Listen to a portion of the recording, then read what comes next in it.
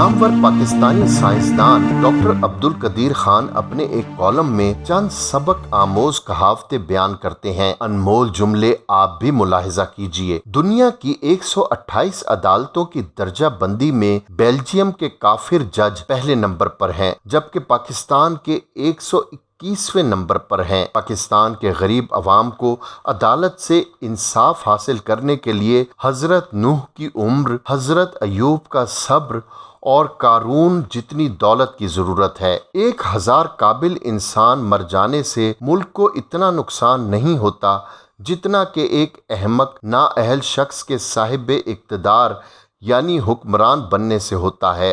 दोस्त के साथ इस नमक की तरह रहो जो खाने में दिखाई नहीं देता, अगर ना हो तो उसकी कमी बहुत महसूस होती है। हजरत अली करम अल्लाह वजहो। हजरत यूसुफ जानते थे कि कमरे के सारे दरवाजे जुलेखा ने बंद कर दिए हैं, फिर भी वो बंद दरवाजे की जानिब दौड़े और अल्लाह ने एक एक करके तमाम दरवाजे खोल दिए। तुम्हें अगर कभी लगे कि तुम्हारे दरवाजे बंद हैं तो मान लो कि तुम्हारा और यूसुफ का खुदा एक ही है। 3 खूबियां इंसान को फरिश्ता बना देती हैं। नंबर 1 ठंडा दिमाग, नंबर 2 मीठी जबान और नंबर 3 नर्म दिल। किसी भी प्रोजेक्ट में कामयाबी का राज ये है कि अपने साथियों से दोस्तों की तरह पेश आओ, उनकी जरूरियात का ख्याल रखो, उनका तकलीफ में साथ दो, वो तुम्हारी खातिर जान भी दे देंगे। नाजरीन, आज हम रसूलुल्लाह सल्लल्लाहु अलैहि वसल्लम के उस सहाबी का जिक्र करेंगे जो घोड़े से ज्यादा तेज दौड़ते थे।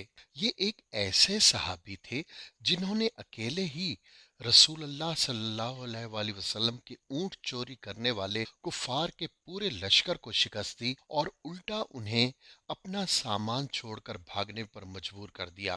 उस सहाबी को ये भी एजाज हासिल है कि जब बैत रिजवान हुई तो रसूलुल्लाह सल्लल्लाहु अलैहि वसल्लम ने उनसे 3 बार बैत ली। वीडियो शुरू करने से पहले आपसे दरखास्त है कि अगर अभी तक आपने हमारे चैनल को सब्सक्राइब नहीं किया तो फौरन कर लें ताकि मजीद और ताज़ा तरीन वीडियोस आप तक पहुंचती रहें।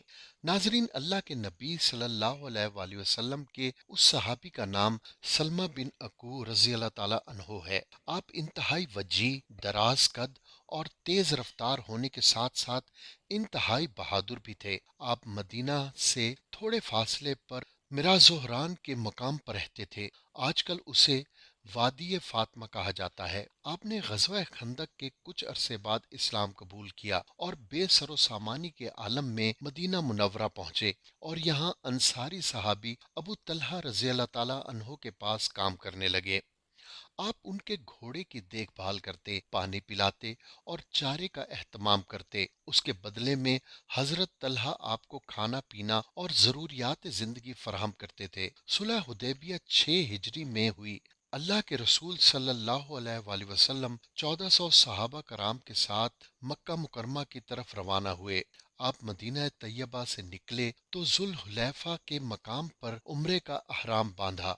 आपके साथ जो सहाबा कराम थे उनमें सैयदना सलमा बिन अकूब भी शामिल थे। ये काफिला जब मक्का के करीब हुदैबिया के मकाम पर पहुंचा तो रसूलुल्लाह सल्लल्लाहु अलैहि वसल्लम ने वहां क़याम फरमाया। कुरैश ने आपको उम्रा करने से रोक दिया। कुरैश की तरफ से सफीर आते रहे। अल्लाह के रसूल ने भी अपने दामाद सैयदना उस्मान बिन अफ़्फ़ान को अपना पैगाम देकर मक्का भेजा।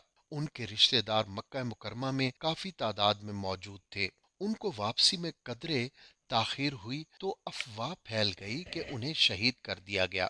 अल्लाह के रसूल ने एक दरख्त के नीचे बैठकर सहाबा कराम से बैत ली। ये बैत इस बात पर थी कि हम मैदान जंग छोड़कर नहीं भागेंगे। सबसे पहले जिस सहाबी को बैत हासिल करने का शर्फ हुआ उनका नाम अबू सनान अस्दी था। बैत शुरू हुई तो सहाबा कराम टूट पड़े। सैयदना सलमा बिन अकू रज़ी अल्लाह ताला अन्हो भी शुरू में ही बैत करने वालों में शामिल थे। सहाबा कराम बैत कर रहे थे कि अल्लाह के रसूल सल्लल्लाहु अलैहि वसल्लम ने आवाज दी। सलमा बिन अकू वो करीब ही खड़े थे। अर्ज की, अल्लाह के रसूल मैं हाजिर हूँ।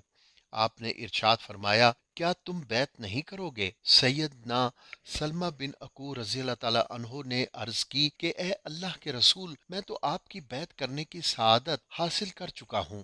آپ صلی اللہ علیہ وآلہ وسلم نے اشارہ کیا تو سیدنا سلمہ بن اکو رضی اللہ تعالیٰ عنہ نے دوسری مرتبہ پھر بیعت کی۔ اس کے بعد صحابہ کرام بیعت کر رہے تھے اور تھوڑے ہی بچے تھے کہ آپ صلی اللہ علیہ وآلہ وسلم نے پھر سے ارشاد فرمایا کہ سلمہ، تم بیعت نہیں کرو گے؟ تو سیدنا سلمہ بن اکو رضی اللہ تعالیٰ عنہ نے فرمایا کہ اللہ کے رسول، میں تو آپ کی بیعت کر چکا ہوں۔ آپ نے اشارہ کیا کہ بیعت کر لو تو آپ نے پھر تیسری مرتبہ بیعت کر لی۔ سیدنا سلمہ بن اکو رضی اللہ تعالیٰ عنہ انتہائی بہادر تھے۔ ان کی بہادری ایک غزوے میں اس وقت ظاہر ہوئی جب انہوں نے تنہا ہی پورے لشکر کا مقابلہ کیا اور انہیں مار بھگایا۔ ناظرین، یہ واقعہ اس وقت پیش آیا جب اللہ کے رسول صلی اللہ علیہ وآلہ وسلم نے ذی کرب نامی چشمے پر اپنے اونٹوں کی چراگاہ بنا رکھی تھی۔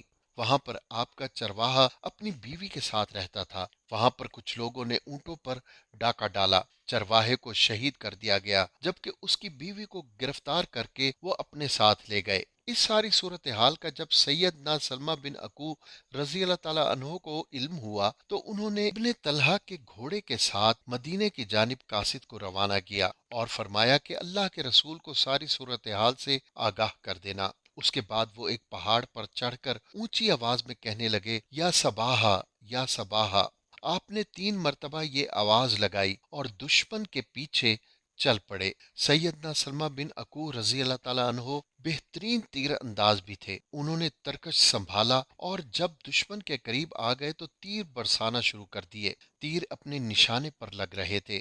آپ ساتھ یہ بھی فرما رہے تھے کہ میں اکو کا بیٹا ہوں۔ آج سب کو معلوم ہو جائے گا کہ کون اپنی ماں کے دودھ کا حق ادا کرتا ہے۔ یہ دشمن پر مسلسل تیروں سے حملہ کرتے رہے اور دشمن مجبوراً حضور پاک صلی اللہ علیہ وآلہ وسلم کی اونٹنیاں چھوڑ کر بھاگتے رہے، حتیٰ کہ حضور پاک صلی اللہ علیہ وسلم کی ساری اونٹنیاں چھوڑ کر وہ بھاگ نکلے، لیکن انہوں نے دشمن کا پیچھا نہیں چھوڑا۔